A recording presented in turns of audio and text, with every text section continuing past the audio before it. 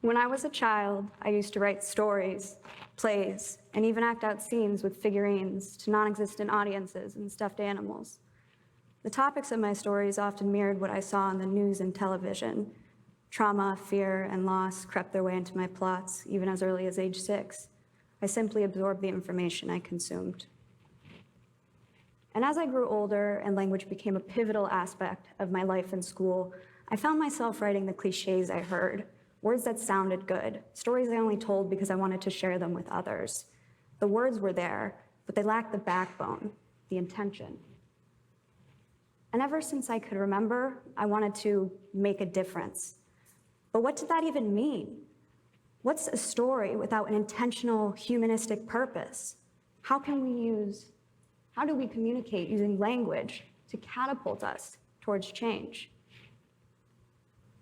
Well, when I was 16, I took my first ever college course on campus. Young, awkward, I knew 2 things. 1, it was an introduction to philosophy course, and 2, my professor was a priest.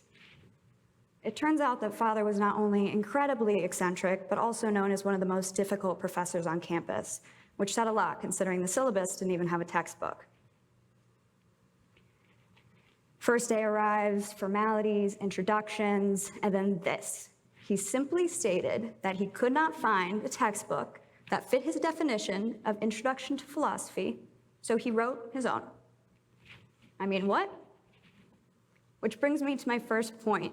The first step to using language as a vehicle for change is to be ready to communicate and educate your own way. It's about laying down the pavement that only you can come up with to drive your story. Shit. Those were Father's first words out of his mouth on the second day of class. But he knew what we were all thinking. Can a priest even say that?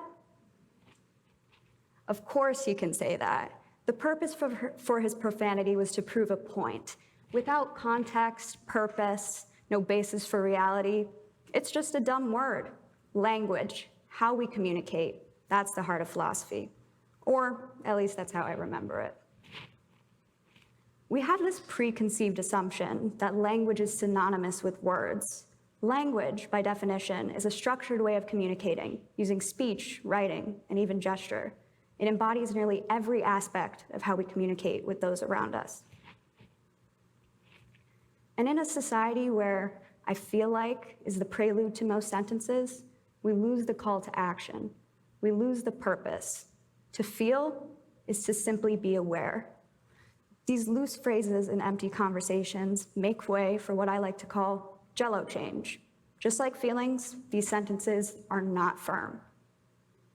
Emotion drives passion, so now we must let logic, creativity, and confidence drive our language. Take, for example, the statement, I feel like the student was treated unfairly. But why? Change your perception now. The student was treated unfairly due to lack of resources. Which sentence propels change and starts the conversation? So in 2020, shortly after the Black Lives Matter movement blossomed following the summer after the death of George Floyd, I wanted to start a conversation about the lack of diverse curriculum at the university I recently graduated from. So I researched and researched and researched and eventually came up with the plan to launch a local petition to add a core curriculum requirement for diversity at the university. My plan of attack was bold. I was a recent alumnus, young, naive in many ways, and searching for change. I decided to write the president of the university with my plan. Each word carefully chosen, double-checked, defined. I knew what I needed to say, and I knew I needed to be careful about how I said it. I feel like wouldn't work here. So I hit send, and the email flew into the world. Within hours, I saw dozens of petition signatures, hundreds of shares, side conversations that started because of it.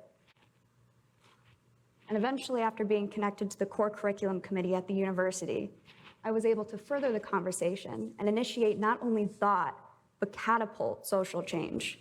The community responses roared.